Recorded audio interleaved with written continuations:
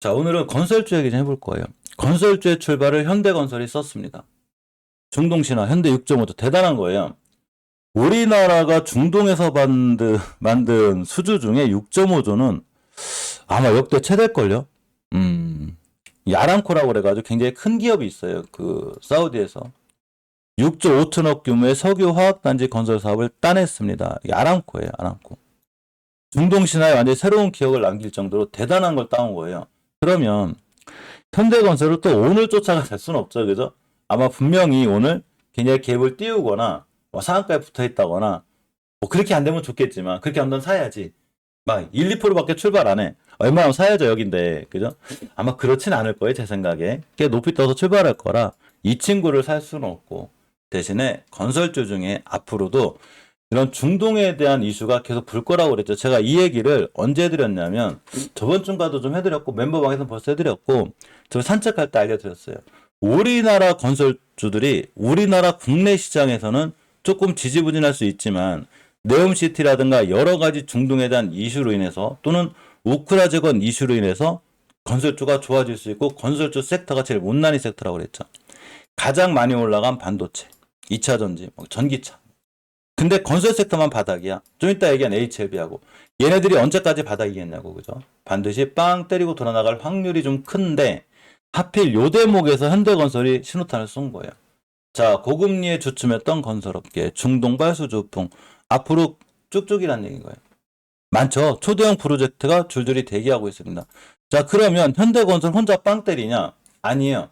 섹터는 순환매가 있기도 하고, 그 섹터가 뛰면 그 안에 있는 종목들의 대부분이 갑자기 훈풍이 불기 시작해요. 자, 그런데 이런 건설주들 중에 재무가 엄청 튼튼하면서 말도 안 되는 PBR, 저평가를 갖고 있는 애들이 있어요. 얘네들 제가 다 멤버 얘기해드렸거든요. 얘네들을 사놓으시면 돼요. 그럼 나중에 굉장히 좋은 수익을 준다. 삼부토건이 날아갔는데 남아토건이 아직 못 날아가죠. 물론 남강토건도 못 날아가고 있어요. 뛸지 안 뛸지 저는 그런 건 몰라요. 그렇지만 월봉에서 이치가 낮고 주봉에서 이제 아주 낮은 건 아니에요. 남강토건 여기가 매수 타임이거든요. 그래도 수급주선만 깨지 않으면 또 올라갈 수 있고 뭐 KCC 건설이라든가 특히 우원개발 같은 친구들은 요새 이제 장마죠. 장마와도 좀 관련이 있고 화성산업이라든가 그죠 한신공영, 뭐 범양건영 다 제대로 보시면 아주 건설주들이 바닥바닥에 있어요. 제가 이 얘기를 화장품 관련주가 뛰기 한 달 전에 얘기했어요. 한 달 전에. 그러니까 화장품 관련주 나중에 다 떴거든요. 물론 제가 이 말씀을 드린다고 그래가지고 건설주가 오늘 뛸지 안 뛸지 저는 몰라요. 대신에 앞으로 뛸 확률이 큰 거지. 그 누구도 주식이 올라가고 떨어지는 걸 함부로 맞출 수 없어요. 무조건 올라간다고 얘기해서도 안 되는 거고 무조건 떨어진다고 얘기해서도 안 되는 거예요. 누가 맞춰? 미래에서 왔나? 올라간 거 확인하고 다시 가고 오른 게 아니잖아요. 알 수가 없는 거예요. 100% 올라간다고 확신하면은 전재산 털어서 주식 사야지. 그죠? 말도 안 되는 거예요. 대신에 지금 현대건설이 출발점을 근 이 시점에서 건설주의 위치들이 월봉의 위치가 높지 않다는 거예요. 아주 바닥바닥거리고 있다는 거죠. 대우건설, 그죠? 삼성물산, GS건설 아주 그냥 바닥바닥이에요. 그러면 지금부터 우리가 건설주들은 무조건 관심을 갖고 봐야 되는 거고 건설주들 중에 재무가 엄청 튼튼하고 빚이 없는데 매출이 늘어나는 회사들이 있어요. 매출 늘어나고 도대체 영업이익도 좋은데 왜 주가가 바닥이냐고. 단지 수급에 의해서 2차 전지, 반도체, 전기차로다가 모든 수급이 쏠려있기 때문에 얘네들이 그동안 완전히 소외를 받았던 거예요. 그런데 현대건설이 한 방을 쐈잖아요. 지금 빵 거죠. 그러면 이제 많은 투자자들이 정신을 차리겠죠. 뭐라 내가 가진 2차 전지가 밑에서 너무 많이 올라왔는데 야 벌써 50배 올라왔어. 야 20배 올라왔어. 팔아야지. 나 건설주로 갈 거야.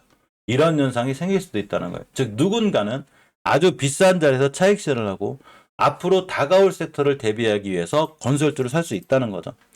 또 하나가 우리나라의 기계 관련주들이 슬슬 흐름이 좋아지고 있는데 물론 SY를 살 수는 없어요. SY 제가 얘기한 자리가 여기에요. 일봉에서 여기에요. 이런데 표시해놨어요. 여기 살아고 있으니까 이만큼 올라갔죠. HD 현대건설 기계도 너무 많이 올라왔어요. 이제 다 이런데요. 제가 얘기해드린 자리가 많이 올라왔어요. 그렇지만 역시나 건설주들 중에서도 특히 기계 관련 쪽도 아직 안 올라가 있고 서현탄메탈처럼 전기 관련주이면서 우크라 재건인 친구들이 아직 안 가고 있어요. 그죠? 이런 친구들도 잘 보셔야 되는 거예요. 그러면 건설 섹터가 살아날 때 당연히 기계주도 살아나게 되고 또 하나가 인테리어 관리도 살아나요. 즉 한통속이라는 거예요. 한 섹터가 움직이게 되면 이런 거죠. 전기차 섹터가 움직이게 되면 전기차 충전 관련주가 움직이게 돼요. 유라테크 날아다니는 거 보셨죠, 요새? 요새 전기차 충전 엄청 잘 날아가거든요. 전기차가 날아가기 시작하면 그것 관련된 전기차 충전 폐배터리, 2차전지가 날아가거든요. 똑같은 거예요. 건설주가 날아가게 되면 건설과 관련이 있는 당연히 기계주가 날아가게 되고, 건설하면 사람이 하나? 사람이 아니에요. 기계가예요. 기계주가 날아가게 되고 당연히 인테리어가 날아가게 되고 시멘트가 날아가게 되고 페인트가 날아가겠죠. 다 한 통속인 거예요. 그래서 우리 앞으로는 지금부터는 건설 섹터를 굉장히 신경을 써야 된다. 그 중에서 뭐를 사야 되는지 어떤 자리 사야 되는지는 반드시 본인 스스로 판단하고 결정하시는 거고, 그에 대한 제가 도움을 드리고자 어차피 이따 멤버에서 알려드릴 거예요. 물 한 잔 먹고 HB 좀 볼게요. 오늘 좀 많이 늦어졌네요. 그죠? 잠깐 HB 좀 볼게요.